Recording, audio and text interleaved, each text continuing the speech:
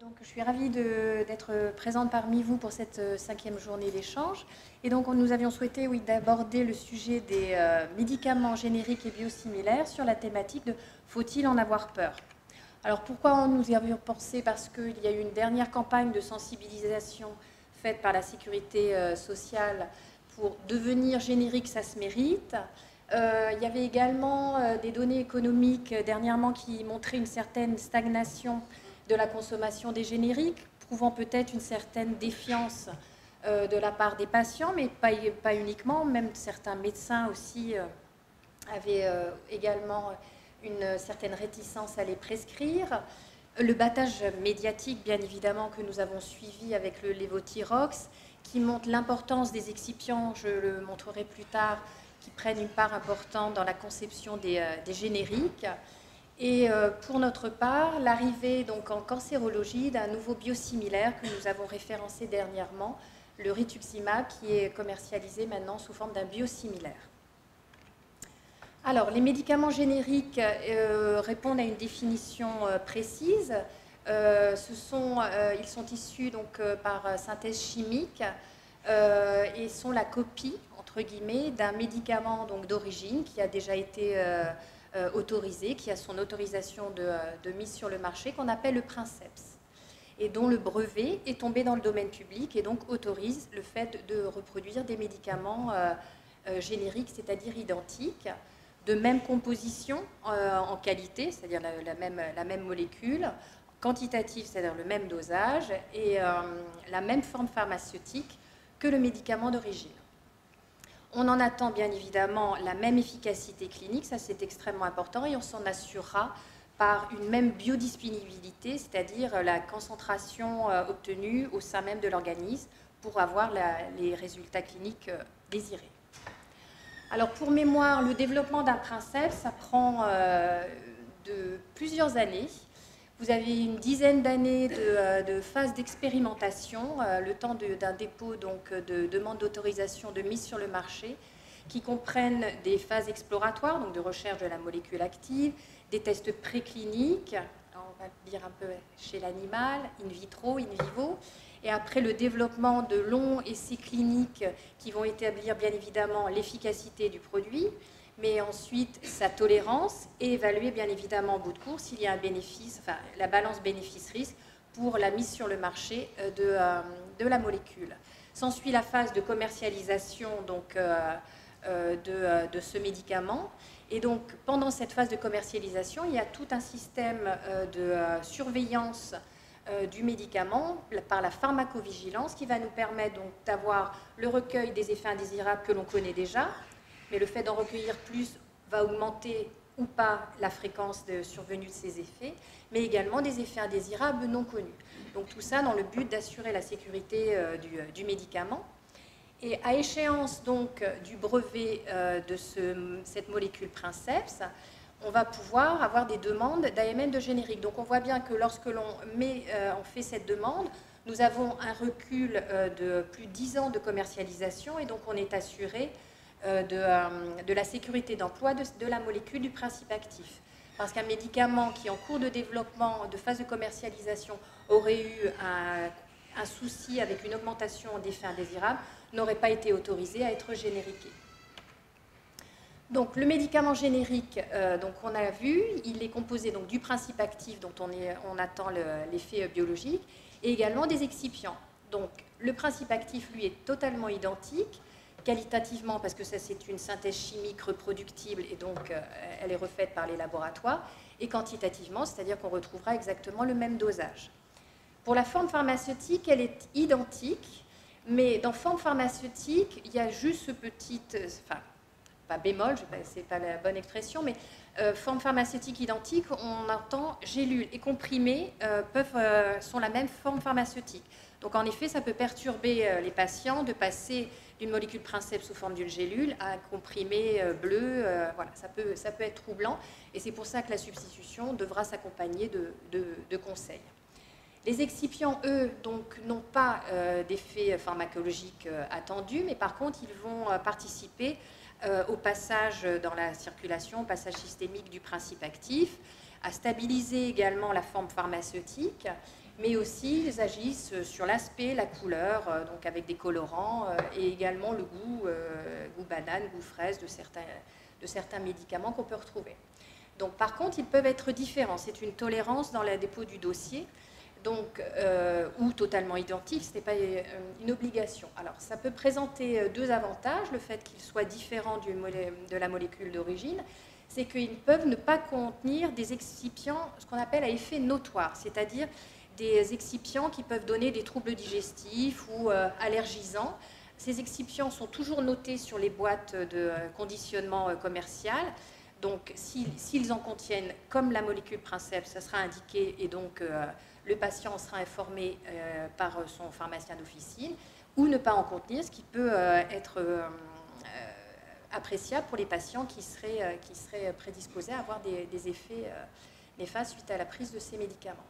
Et également, comme le développement se fait 20 ans plus tard que la molécule d'origine, on peut bénéficier d'excipients de dernière génération, donc ce qui peut améliorer sa biodisponibilité. Donc, pour s'assurer de la qualité et de la sécurité de ces génériques, la communauté européenne s'appuie sur des établissements pharmaceutiques qui sont autorisés, homologués, généralement spécialisés même dans la production de génériques. Ils subissent de nombreuses inspections, que ce soit sur les lieux de production des matières premières, donc la molécule source, donc s'assurer que, évidemment, le produit de départ est bon. Les lieux d'exploitation, c'est-à-dire là où on fabrique les formes pharmaceutiques, mais également tout ce qui concerne les essais de bioéquivalence, puisque nous allons le voir juste après, il est important qu'évidemment l'efficacité soit la même par rapport aux médicaments d'origine. Et également l'inspection des systèmes de pharmacovigilance, parce que le Princeps n'est pas le seul à avoir un suivi après sa commercialisation. Le générique subit le même regard attentif, et donc les laboratoires devront assurer d'un système qualité mis en place pour la surveillance de tout événement qui pourrait arriver. Donc les essais de bioéquivalence, on veut s'assurer donc de l'équivalence du générique avec la molécule d'origine Princeps, parce que on s'attend bien à ce que des concentrations proches dans l'organisme nous donnent des effets cliniques proches. Si nous n'avions pas les mêmes concentrations, un médicament générique ne serait pas forcément efficace ou serait trop toxique. Et donc ces essais vont permettre de juger de la bioéquivalence avec une part de variabilité dans les résultats de plus ou moins 10%. Alors, cet écart numérique vous paraît peut-être important, c'est une marge de sécurité. Dans les faits réels, quand il y a des études, ça ne dépasse jamais plus ou moins 5%, et donc ça permet de ne pas avoir aucune conséquence clinique sur l'effet de la molécule attendue. Donc on définit cette bioéquivalence, et donc on peut assurer une substitution d'un médicament Princeps à un passage au générique. La substitution, est-ce qu'on l'a fait dans tous les cas? Alors non, il y a eu ils ont légiféré concernant les médicaments à marge thérapeutique étroite. Donc les médicaments à marge thérapeutique étroite, ce sont ceux qui ont une concentration qui est efficace, mais extrêmement proche de la concentration toxique. Donc on ne peut pas s'autoriser à avoir des variations. Donc cette marge de variabilité est réduite. Et bien évidemment, on imagine que pour ces médicaments, toute substitution devra s'accompagner avec précaution. C'est pour ça qu'on incite toujours, lors de l'initiation d'un traitement, à partir soit du Princeps, soit du générique, pour éviter de switcher. Donc le choix devra se faire au départ pour que le traitement se déroule sans problème. Également, la substitution, on fera attention pour les patients âgés ou polymédiqués, puisque vous avez vu, la forme pharmaceutique est identique avec quand même la différence de gélules, de couleur ou ce genre de choses. Donc on imagine bien que dans un pilulier où tout est mélangé, si on passe d'un mois à l'autre à un comprimé rose à une gélule bleue, il y a des confusions et des prises qui seront faites à tort. Donc il y a un engagement par les pharmaciens d'officine à vraiment maintenir le choix du même générique tout au cours du traitement du patient, pour éviter toute erreur de prise médicamenteuse. Alors nous allons maintenant passer aux médicaments biosimilaires. Donc Pourquoi on ne parle pas du même médicament? Déjà par la structure, comme le professeur l'a dit, les génériques, on s'adresse à des produits qui sont synthétisés par la chimie, ils sont de petite taille, ils ont une structure bien définie, le procédé de fabrication est standard et stable, ils ne sont pas sensibles aux conditions extérieures. Et quand ils sont administrés, ils ne provoquent pas de libération d'anticorps, ils ne provoquent pas de réaction. Alors que les biosimilaires, eux, sont issus du vivant, donc de cultures cellulaires pour produire des protéines à visée thérapeutique. Ils sont de grosse taille et une structure, comme vous pouvez le voir, extrêmement complexe, avec un procédé de fabrication qui peut varier au cours de la vie, je dirais, de ce médicament. Donc, pour vous symboliser, donc, je vous ai mis le biosimilaire. Le bio, donc, comme je vous l'ai dit, on essaye d'avoir un médicament qui est semblable à un médicament biologique qu'on appellera biomédicament, l'équivalent du princeps que je vous ai cité pour les génériques. Et il est similaire, c'est-à-dire qu'il est équivalent, mais pas totalement identique. Et pareil, il sera issu d'un produit de référence qui a eu son AMM et dont le brevet est arrivé à échéance.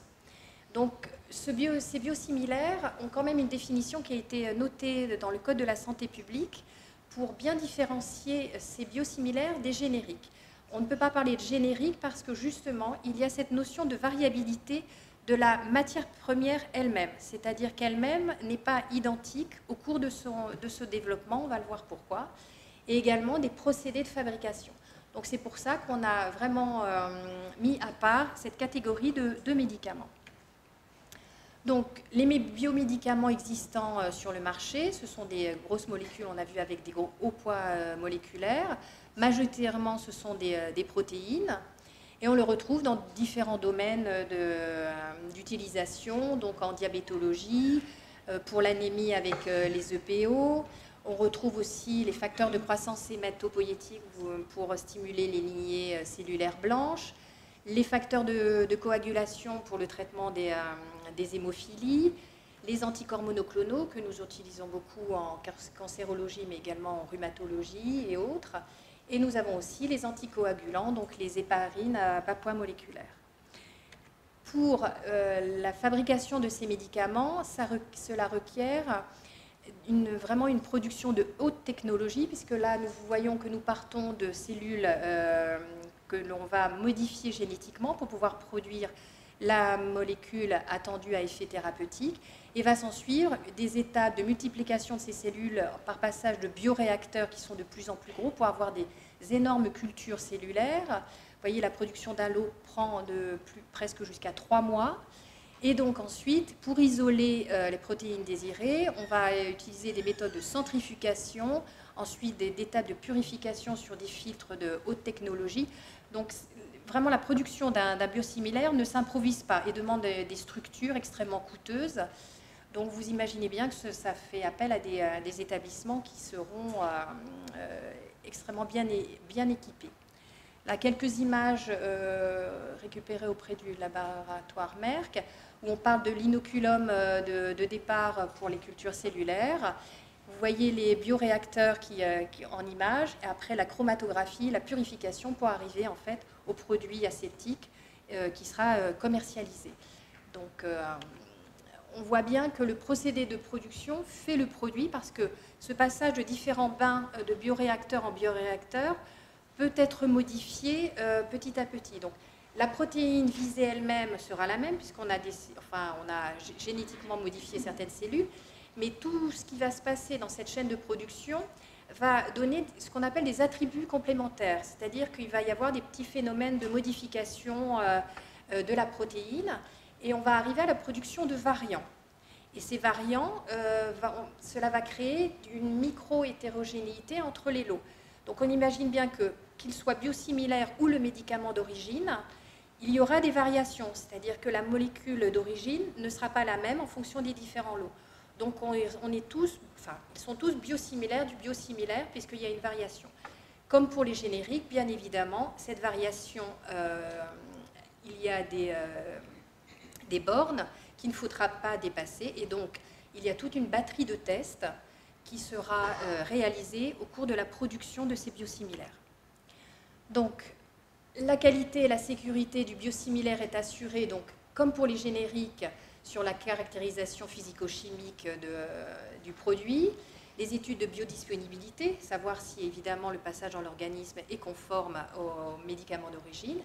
Mais ce qui va se rajouter pour ce biosimilaire, ce sont les tests biologiques, comme pour le biomédicament, donc avec cette variabilité dans des limites définies acceptables. Des études précliniques également, donc pour éviter, puisque nous avons vu que ça pouvait avoir un effet immunogène, voir si nous n'avons pas ce genre de réaction.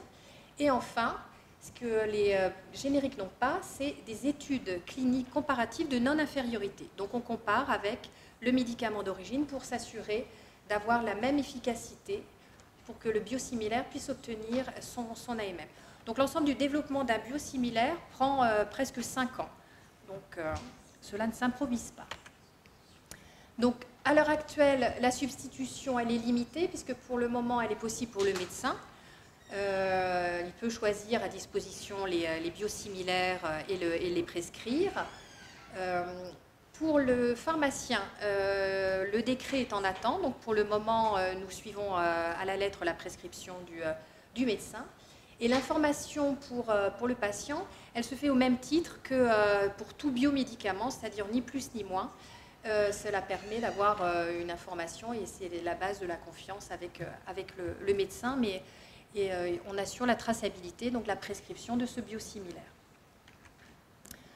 Donc, la question que nous nous posions au début de cet exposé, j'espère avoir apporté quelques éléments qui vous donneront confiance, ou si elle n'était pas déjà acquise, parce que vous avez vu que quand même la production donc, de tous ces médicaments sont faits dans un cadre réglementaire extrêmement bien défini, qu'il y a des inspections sur les lieux de production, des systèmes qualité mis en place, de pharmacovigilance, d'études de biodisponibilité, de pharmacocinétique, renforcées pour les biosimilaires par des études cliniques.